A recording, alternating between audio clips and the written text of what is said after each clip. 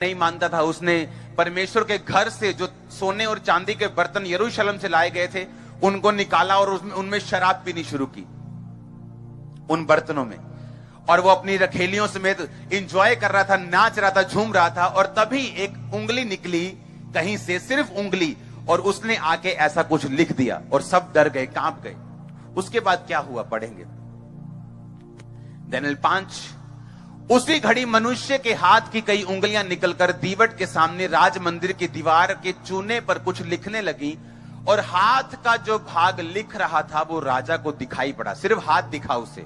हाँ, उसे देखकर राजा डर गया और मन ही मन घबरा गया, और उसकी कमर के जोड़ ढीले पड़ गए और कांपते कांपते उसके घुटने एक दूसरे से टकराने लगे। मतलब राजा ब्रेक डांस करने लग गया।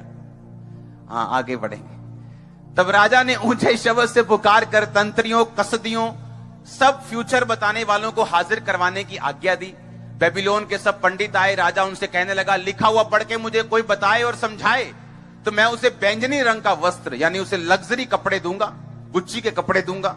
हाँ, ऐसा समझ आ रहा है लोगों को। उसके गले में मैं बड़ी सी सोने की कंठमाला, यानी उसे सोना पहनाऊंगा, और मेरे राज्य में तीसरा वही प्रभुता करेगा।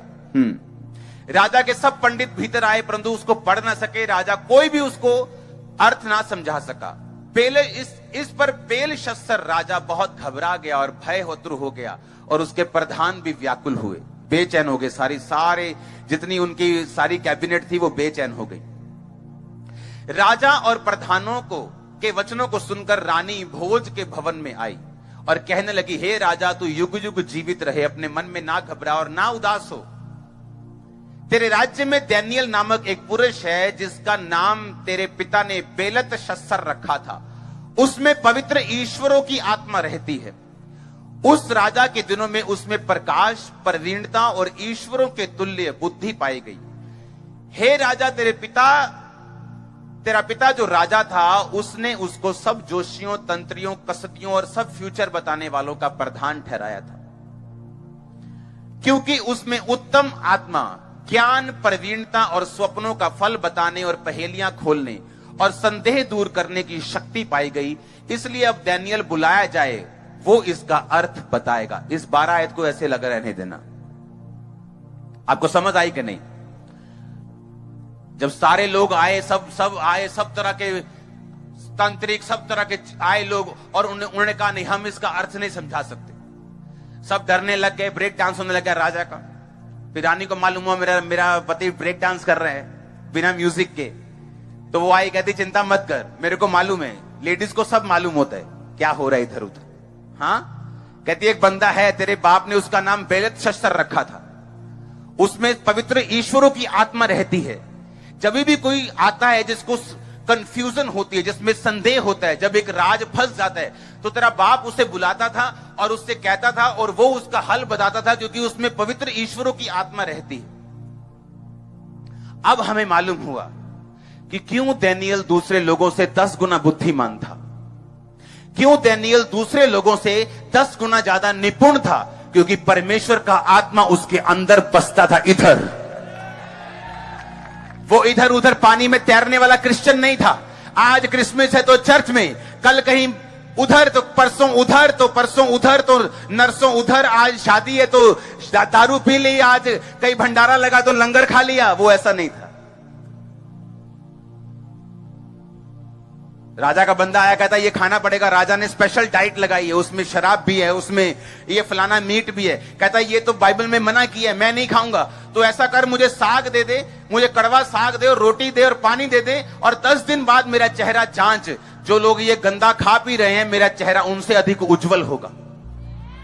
उसे मालूम था दानियेल को, अगर मैं ये गलती करूंगा, अगर मैं राजा की आज्ञा को टालूंगा, अगर मैं टाल मटोल करूंगा, तो मेरी मौत भी हो सकती है, मुझे मृत्यु दंड दिया जा सकता है, मुझे जेल दी जा सकती है, बाकियों को सबक सिखाने के लिए मुझ पे कोई भी बड़ा एक्शन लिया जा सकता है। पर उसने परवाह नहीं की, क्योंकि बाइबल कहती, पवित्र आत्मा उनके दिलों में रहता है, वो उनकी जिंदगियों में रहता है जो लिखित वचन को पूरा करने के लिए उत्साहित हैं, जो अपनी जान की परवाह नहीं करते, जो विरोध की परवाह नहीं करते, जो डर की परवाह नहीं करते, जो फ्यूचर की परवाह नहीं करते, जो पैसे की परवाह नहीं करते, डरपोक लोगों का परमेश्वर कहता मैं परमेश्वर नहीं हूं, डरपोक मेरे राज्य में प्रवेश नहीं कर पाएंगे। परमेश्वर कहता मैं उनके जीवन में नहीं काम कर पाऊंगा जो डरपोक हैं।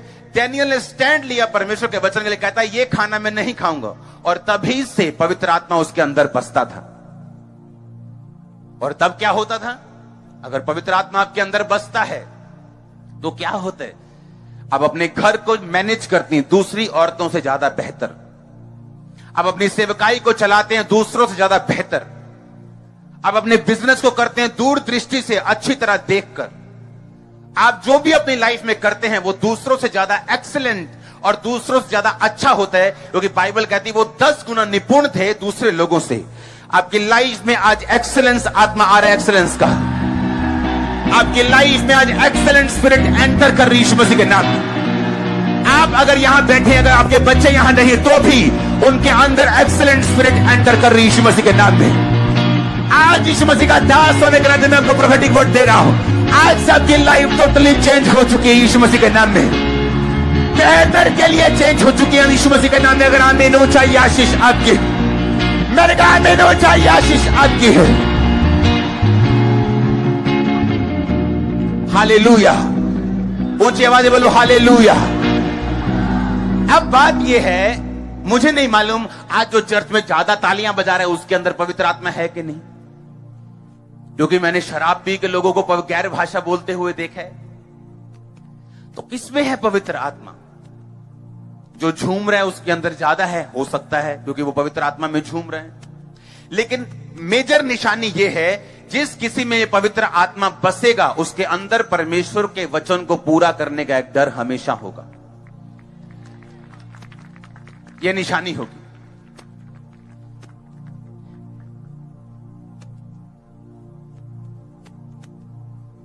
हालेलुया। यह निशानी होगी कि वो परमेश्वर के लिखे हुए वचन को अपनी जिंदगी की हर कीमत के ऊपर पूरा करेगा। वो परवाह नहीं करेगा उसके फ्यूचर की, वो परवाह नहीं करेगा उसके रिजल्ट की, उसकी आउटकमिंग की, क्या होगा क्या नहीं होगा, खाना मिलेगा कि नहीं, जीवन मिलेगा कि नहीं। उसका पहला काम होगा परमेश्वर के लिखित वचन को, जो ऑलरेडी पवित्र वचन बाइबल में लिखा हुआ है, उसको पूरा करना और उसको कंप्लीट करना। आमीन। ये उसकी निशानी होगी। पवित्र आत्मा आप में क्यों आना चाहता है? यीशु मसीह ने कहा अगर परमेश्वर का आत्मा तुम में नहीं, तुम मेरे जन नहीं। और दूसरी बात परमेश्वर ने कहा मैं जाऊंगा, वो आत्मा अभी तुम्हारे साथ रहता है, यानी मैं हूं वो जो तुम्हारे साथ रहता है, लेकिन बाद में वो तुम में होगा। यानी जब मैं चला जाऊंगा जीवित होके, जीवित 40 दिन प्रचार करके, मुर्दों से जी उठ के 40 दिन प्रचार करके 41वें दिन सैकड़ों लोगों के सामने पहाड़ के ऊपर परमेश्वर उठा लिए गए। परमेश्वर ने कहा अब मैं ऐसे नीचे आऊंगा। दूतों ने कहा जैसे तुमने जाते हुए देखा यीशु मसीह को नीचे आता देखोगे। यीशु मसीह ने कहा जब मैं जाऊंगा तो पिता के दाहिने हाथ बैठकर अपना आत्मा तुमको दे दूंगा, और वो वचन पूरा होगा, अंत के दिनों में मैं अपना आत्मा सब मनुष्यों के ऊपर उंडेलूंगा। तब क्या होगा? जब आत्मा आप पे आएगा तो क्या होगा? उसने कहा मैं वो आत्मा वो तुम्हारे अंदर होगा, तुम में होगा। और ये आत्मा जो आपके अंदर होगा, इसका मेजर, इसकी जो भरपूरी है वो दानियेल से कहीं अधिक है। आपको मालूम? वो दानियेल से कहीं अधिक है, वो यूसुफ से कहीं अधिक है। पहले एक माप मिलता था, अब माप नहीं। परमेश्वर ने कहा मैं खुद तुम्हारे अंदर आके रहूंगा। लेकिन किसको? यह निशानी होगी जिसने पवित्र वचन जो लिखा हुआ है अगर उसको कंप्लीट किया है, परमेश्वर के वचन को तोड़ा नहीं, उसने परमेश्वर के वचन को मरोड़ा नहीं, वो परीक्षाओं में फिसला नहीं, उसने परमेश्वर के वचन को एग्जैक्टली पूरा किया है, तो बाइबल कहती कि परमेश्वर का आत्मा तुम्हारे अंदर बसेगा, वो तुम में होगा, तुम्हारे अंदर होगा, तुम्हारे अंदर वो वास करेगा। क्यों करेगा तुम्हारे अंदर वास?